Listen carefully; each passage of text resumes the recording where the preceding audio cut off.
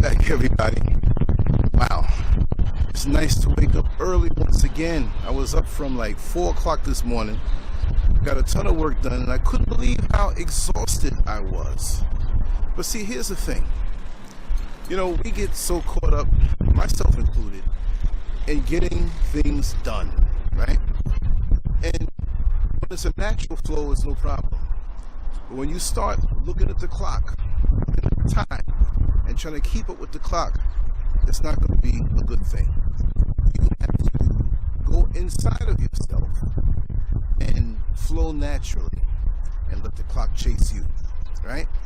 In the past, I've been one to do so. And sometimes, in recent time, I would forget, but no more. When I create, it's stuff that comes from inside of me, always, only and always. Last night, I had the choice, even though I was dog tired, because I had 3 hours of sleep, 3.5 hours of sleep, the morning before because I stayed up so late. And I said, hey, wait a second. It was almost like, in a good way, the YouTube algorithm was talking to me. It said, hey, when you're sleep deprived, you know you can bring certain things on. High blood pressure, diabetes, stroke. And I was like, whoa, we don't want that. Not that I've been feeling any kind of way, but when I hear stuff constantly, and I know it's a divine thing, because, you know, we can have this algorithm that suggests to us things that are no good for us and tries to steer our mind a certain way and captivate and capture our mind. But oftentimes it could be used for good to make you hear something, because somebody else might tell you something and you're not going to really absorb it. So sometimes your answer and even your guidance will come from people or a system like the YouTube or social media algorithm. Don't trust it all the time. But when something starts hitting you, and also on the outside, then you need to take heed. But you have to be in a state of being able to reason with yourself, because so many of us are hell-bent on achieving, that we forget that life is so fragile. We forget that life can be taken away so fast, that we forget also the joy of the process and the joy of going after something within the resources that you have, energy-wise. So when you feel centered and you feel good like I do this morning, and to look up and see the sun that hasn't even gone over my head yet. I was there before it peaked over the mountains, right? And I know you see those little mountains behind me. That's the beginning of a long mountain range going through Ghana, of which soon I will be up there looking down and doing, I have to come up with a different name. It won't be rooftop perspectives anymore, although I will jump by and do sometimes on a surprise attack. But it's going to be on the balcony. So I'm opening up for names and suggestions. Balcony what? Balcony perspectives? That doesn't sound right. I'll come up with something good, but if you want to give me some suggestions, and feel free to do so. The process of life, especially as you get older, should not be presented on time chronologically. Yes, you always notice those signposts of time to gauge yourself somewhat, but the time that you utilize from the inside, your internal time clock, your biorhythms, how you feel. It's no problem to back away from a project. There's no problem to just go a little slower because you need to do so. Today, and most days, I am bursting with enthusiasm. I want to do everything, but even in that, I have to understand that it's going to be limited. It's going to be not where I can do everything, but it's okay to feel that way. You know, when I used to do bodybuilding back in the day, 40 years ago, I learned that naturally your body will tell you what to do and what not to do. What do I mean by that? Well, if you're bursting with enthusiasm to go to the gym to exercise, and you can't wait to hit that body part or that grouping of muscles or program that you want to hit, then you don't need to go. If you're drained, you have more recuperation that you have to go through. So we have to listen to ourselves as opposed to just being a robot externally. You're not. You are going to transition one day. The body will go back to this earth. So enjoy the process. Ride the wave. When you're where you're supposed to be, it will be effortless because you will always feel pressure on the inside. So before perform a project or something of a job or chores in the house we have to do or things that we do with our loved ones. Right, understand, but it still has to come from the inside. And anyone around you should understand and respect that way. You can go a lot longer because you're not draining yourself, you're not stretching yourself out because you can't get away from it. Team will catch up to you. Have you ever had a situation where you said, I'm a little fatigued, let me lay down for 5 minutes or 20 minutes, and guess what?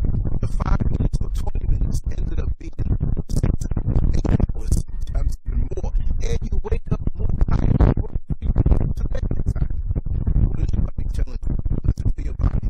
We're not going to be on this planet that we can be youthful forever. We spend our youth out early on, like a person using a new credit card, but we have to pay for it later on. So if we're responsible with the youth that we have and preserve the youth that we have, then we don't ever have to worry about getting old. We will be older, but because we have a full tank and we keep it topped off by how we maintain ourselves and keep ourselves, we will be forever young, although we won't be on this level forever. Have you ever seen an old person, 60 years old, 75, 85? And of course you can tell that they're old, but there's something youthful about them. That youthful flow, that youthful, I call it juice. You know, because it's not how old you are on a chronological level, it's how much juice you have left in your fruit. Like a person who keeps his vehicle, keeps it tuned up, keeps it polished, keeps it working properly internally, and doesn't abuse it by the way it drives their vehicle down the road. Right? They don't rip it up, they'll squeeze your tires, take their time, and as soon as something comes up that may be out of the ordinary, as far as the functioning of that vehicle, they look into it and they aggressively go into it because they know that if they can prevent something from happening, it'll be easier to take care of it as opposed to waiting. You got your check engine light on, you got the full oil light on, you got all kinds of things flashing, and you go, no problem, I'll take care of that in 2 months. But then when you have too much to drive a vehicle, drive a week and a half, 2 weeks, and now you have a problem. So take care of yourself, folks, and monitor your time, and understand that you don't have to push yourself as this modern world would have us do. Look at how things have changed over the last 50 years. Not you can say 100, but look at the last 50 years. It's about pushing. Get now you don't work 9 to 5. Okay, some people, right? I wouldn't say so. I've done it a lot of times. I seem to have gotten away with it because I've taken care of myself on so many other levels, right? But still, I can't push it at this age. I'm not old. I still have a lot of youth left, but I see other people who are 60 years old sometimes, and I'm like, wait a second. They tell me, hey man, when you get to my age, and I'm like, wait a second, what are you talking about? Or I know people 10, 15 years younger than me, and they're through. So to hide it, they got to grow out all this hair in their face because everything is wrinkling up because of it. And also, too, it's not just about how you take care of yourself, because a lot of people take care of themselves in spirit. Look at what's inside of them, right? I saw a video the other day about a lion and a tortoise, right? I always say tortoise, whatever. Some people say it, like people who say fruit instead of fruit, a tortoise, right? Am I saying it right? Well, you know, it's like a turtle. And they were saying how the lion and the tortoise, it's a big difference. You look at the lion and say, oh my God, this is a king. He's roaring. He's making noise. He rules everything. And the tortoise is something that moves slow, is non-confrontational, and if you go to pick the tortoise up, all of a sudden it goes and retreats within its shell. So many people would say, well, the tortoise is not a thing that is going to rule like the lion, but the lion wants to rule and the lion wants to roar. The lion usually is also full of a lot of anger, so roar. Then that's why their lifespan is extremely short, because they have all these pent-up issues that they're hiding on the inside, that they keep in, and it turns into anger. And when you go into its territory, answers and wants to dominate you. But the tortoise avoids confrontation and probably gets mad also. It knows how to slip and slide and not get hit with this anger issue, and it lives a very, very, very long life. What I tell you to do, I suggest, I can't tell you to do anything, but live your life and have a goal and have a mission on what you're all about and work on it, and go into that. Because I've been in situations where I've had a lot of people around me who I knew were not in my corner, so I, like the tortoise, I gotta practice that word. What's wrong with me, right? I think I said it last time like 25 years ago. It retreats into its work. So that time period is not gonna go to waste because of its indulgence with other things that are taking it off course and will wear it down, and at the end of the day, it would have had wasted time. There's not been one period in my last 22 years where I've stopped doing what I'm doing. And that has been like, it's something that holds me down. You see what I mean? It's a wonderful thing. It has preserved me through the rough times. Look, when it's raining and pouring rain outside, do you run outside? Or maybe if you want to get a free shower, I would love to do that very soon, right? But you go inside, you retreat into your shell. And in your shell, you have things that you're working on. You're not caught up with the talk, and one person wants to suck this energy from you or manipulate you to use you. I have cut all of that out, and many who are like that in my life have cut themselves out, and I'm better for it, and I feel good. So you don't have to pull yourself out of your destiny for whatever reason. And that leads into another topic, and I'll talk about that. But pretty much know what you're about. Know how you want to spend your day.